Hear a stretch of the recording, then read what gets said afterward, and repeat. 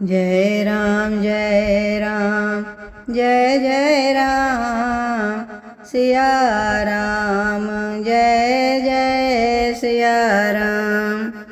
श्री तुलसीदास जी कहते हैं, भौरे अनुपम शब्द करते हुए गूंज रहे हैं तथा पक्षियों के नाना प्रकार के सुंदर शब्द हो रहे हैं। रात्रि देखकर चकवे के मन में वैसे ही दुख हो रहा है जैसे दूसरे की संपत्ति देखकर दुष्ट को होता है।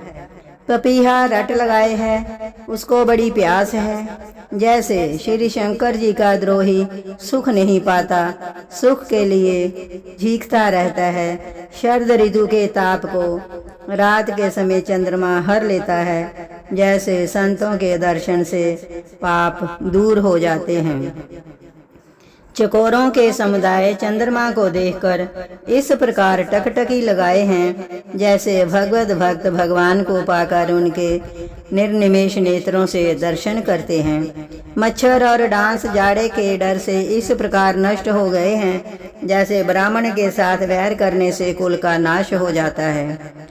वर्षा ऋतु के कारण पृथ्वी पर जो जीव भर गए थे वे शरद ऋतु को पाकर वैसे ही नष्ट हो गए जैसे सदगुरु के मिल जाने पर संदेह और भ्रम के समूह नष्ट हो जाते हैं। वर्षा बीत गई, निर्मल शरद ऋतु आ गई, परंतु हे तात, सीता की कोई खबर नहीं मिली। एक बार कैसे भी पता पाऊं तो काल को भी जीतकर पल भर में जानकी को ले आऊं। कहीं भी रहे यदि जीती होगी तो हे तात, यत्न करके मैं उसे अवश्य लाऊंगा। राज्य खजाना नगर और स्त्री पा गया, इसलिए सुग्रीव ने भी मेरी सुधि भुला दी। जिस बाण से मैंने बाली को मारा था उसी बाण से कल उसको मूढ़ को मारूं। शिव जी कहते हैं, हे उमा, जिनकी कृपा से मद और मोह छूट जाते हैं उनको कहीं स्वप्न में भी क्रोध हो सकता है, ये तो लीला मात्र है। ज्ञानी मुनि जिन्होंने श्री रघुनाथ जी के चरणों में प्रीति मान ली है, जोड़ ली है, वे ही इस चरित्र को जानते हैं। लक्ष्मण जी ने जब प्रभु को क्रोध युक्त जाना तब उन्होंने धनुष चढ़ाकर बाण हाथों में ले लिए। तब दया की सीमा श्री रघुनाथ जी ने छोटे भाई लक्ष्मण जी को समझाया कि हे तात, सखा सुग्रीव को केवल भय दिखलाकर ले आओ, उसे मारने की बात नहीं है। यहाँ पवन कुमार श्री हनुमान जी ने विचार किया कि सुग्रीव ने श्री राम जी के कार्य को भुला दिया। उन्होंने सुग्रीव के पास जाकर चरणों में सिर नवाया, साम दाम दंड भेद चारों प्रकार की नीति कहकर उन्हें समझाया। हनुमान जी के वचन सुनकर सुग्रीव ने बहुत ही भय माना और कहा, विषयों ने मेरे ज्ञान को हर लिया। अब हे पवन सुत, जहाँ तहाँ वानरों के यूथ रहते हैं वहाँ दूतों के समूहों को भेजो और कहला दो कि एक पखवाड़े में जो ना आएगा उसका मेरे हाथों वध होगा। तब हनुमान जी ने दूतों को बुलाया और सबका बहुत सम्मान करके सबको भय प्रीति और नीति दिखलाई। सब बंदर चरणों में सिर नवाकर चले। इसी समय लक्ष्मण जी नगर में आए। उनका क्रोध देखकर बंदर जहाँ तहाँ भागे। तदनंतर लक्ष्मण जी ने धनुष चढ़ाकर कहा कि नगर को जलाकर अभी राख कर दूंगा। तब नगर भर को व्याकुल देखकर बालीपुत्र अंगद जी उनके पास आए। अंगद ने उनके चरणों में सिर नवाकर विनती की। तब लक्ष्मण जी ने उनको अभय बाँह दी, भुजा उठाकर कहा कि डरो मत। सुग्रीव ने अपने कानों से लक्ष्मण जी को क्रोध युक्त सुनकर भय से अत्यंत व्याकुल होकर कहा, हे हनुमान सुनो, तुम तारा को साथ ले जाकर विनती करके राजकुमार को समझाओ, समझा बुझाकर शांत करो। हनुमान जी ने तारा सहित जाकर लक्ष्मण जी के चरणों की वंदना की और प्रभु के सुंदर यश का बखान किया। वे विनती करके उन्हें महल में ले आए तथा चरणों को धोकर उन्हें पलंग पर बैठाया। तब वानर राज सुग्रीव ने उनके चरणों में सिर नवाया और लक्ष्मण जी ने हाथ पकड़कर उनको गले से लगा लिया। सुग्रीव ने कहा, हे नाथ, विषय के समान और कोई मद नहीं है। ये मुनियों के मन में भी क्षण मात्र में मोह उत्पन्न कर देता है। फिर मैं तो विषयी जीव ही ठहरा। सुग्रीव के विनय युक्त वचन सुनकर लक्ष्मण जी ने सुख पाया और उनको बहुत प्रकार से समझाया। तब पवन सुत हनुमान जी ने जिस प्रकार सब दिशाओं में दूतों के समूह गए थे वह सब हाल सुनाया। तब अंगद आदि वानरों को साथ लेकर और श्री राम जी के छोटे भाई लक्ष्मण जी को आगे करके सुग्रीव हर्षित होकर चले और जहाँ रघुनाथ जी थे वहाँ आए। श्री रघुनाथ जी के चरणों में सिर नवाकर हाथ जोड़कर सुग्रीव ने कहा, हे नाथ, मुझे कुछ भी दोष नहीं है। हे देव, आपकी माया अत्यंत ही प्रबल है। आप जब दया करते हैं हे राम तभी ये छूटती है। हे स्वामी, देवता मनुष्य और मुनि सभी विषयों के वश में हैं। फिर मैं तो पामर पशु और पशुओं में भी अत्यंत कामी बंदर हूँ। स्त्री का नयन बाण जिसको नहीं लगा वो भयंकर क्रोध रूपी अंधेरी रात में भी जागता रहता है। और लोभ की फांसी से जिसने अपना गला नहीं बंधाया, हे रघुनाथ जी, वह मनुष्य आप ही के समान है।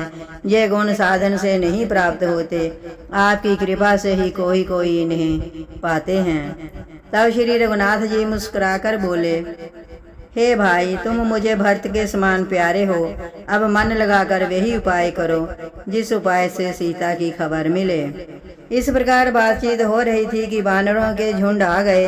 अनेक रंगों के वानरों के दल सब दिशाओं में दिखाई देने लगे। शिव जी कहते हैं, हे उमा, वानरों की वह सेना मैंने देखी थी, उसकी जो गिनती करना चाहे वह महान मूर्ख है। सब वानर आकर श्री राम जी के चरणों में मस्तक नवाते हैं और श्रीमुख के दर्शन करके कृतार्थ होते हैं। सेना में एक भी वानर ऐसा नहीं था जिससे श्री राम जी ने कुशल ना पूछी हो। प्रभु के लिए ये कोई बड़ी बात नहीं है, क्योंकि श्री रघुनाथ जी विश्व रूप तथा सर्व व्यापक हैं। आज्ञा पाकर सब जहाँ तहाँ खड़े हो गए। तब सुग्रीव ने सबको समझाकर कहा कि वानरों के समूह श्री राम जी का कार्य है और मेरा निहोरा अनुरोध है कि तुम चारों ओर जाओ और जाकर जानकी जी को खोजो। हे भाई, महीने भर में वापस आ जाना। जो महीने भर की अवधि बिताकर बिना पता लगाए ही लौट आवेगा उसे मेरे द्वारा मरवाते ही बनेगा, अर्थात मुझे उसका वध करवाना ही पड़ेगा। सुग्रीव के वचन सुनते ही सब वानर तुरंत जहाँ तहाँ भिन्न भिन्न दिशाओं में चल दिए। तब सुग्रीव ने अंगद, नल, हनुमान आदि प्रधान योद्धाओं को बुलाया और कहा, हे धीर बुद्धि और चतुर नील, अंगद, जामवन और हनुमान, तुम सब श्रेष्ठ योद्धा मिलकर दक्षिण दिशा को जाओ और सब किसी से सीता जी का पता पूछना। मान, वचन और कर्म से उसी का उपाय सोचना। श्री रामचंद्र जी का कार्य संपन्न सफल करना। सूर्य को पीठ से और अग्नि को हृदय से सामने से सेवन करना चाहिए, परंतु स्वामी की सेवा तो छल छोड़कर सर्व भाव से करनी चाहिए। माया को छोड़कर परलोक का सेवन, भगवान के दिव्य धाम की प्राप्ति के लिए भगवत सेवा रूप साधन करना चाहिए, जिससे भव जन्म मरण से उत्पन्न सारे शोक मिट जाएं। हे भाई, देह धारण करने का यही फल है कि सब कामों को छोड़कर श्री राम जी का भजन ही किया जाए। सद्गुणों को पहचानने वाला गुणवान तथा बड़भागी वही है जो श्री रघुनाथ जी के चरणों का प्रेमी है। आज्ञा मांगकर और चरणों में सिर नवाकर श्री रघुनाथ जी का स्मरण करते हुए सब हर्षित होकर चले। सबके पीछे पवन सुत श्री हनुमान जी ने सिर नवाया। कार्य का विचार करके प्रभु ने उन्हें अपने पास बुलाया।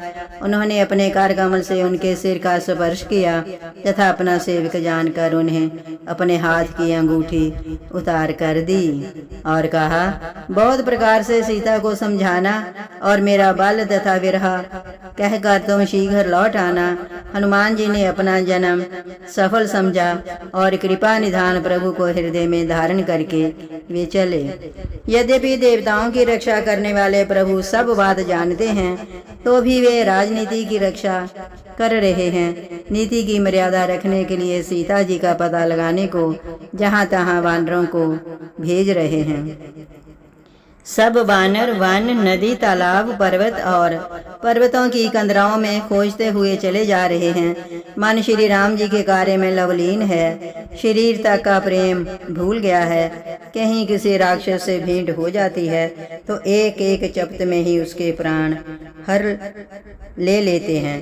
पर्वतों और वनों को बहुत प्रकार से खोज रहे हैं। कोई मुनि मिल जाता है तो पता पूछने के लिए उसे सब घेर लेते हैं। जय राम जय राम, जय जय राम, सिया राम।